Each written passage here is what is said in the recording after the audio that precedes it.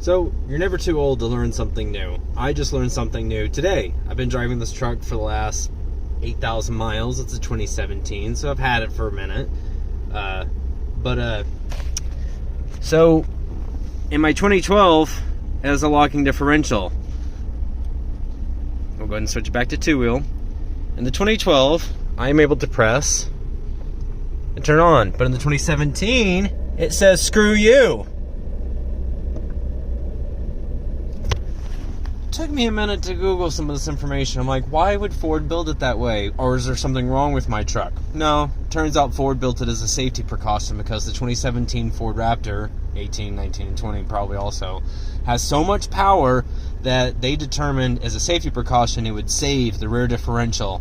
Then in two-wheel, you're not able to lock the rear differential.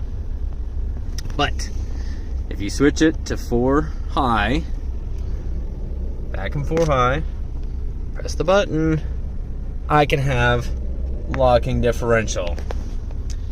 You're never too old. You know, it's never too late to learn something new. Every day, something new. It's so exciting. I love the things that Ford does to their products, but sometimes I really wish they would just put it out there straight up from the beginning and said, hey, this thing makes a lot of power. You need to be careful.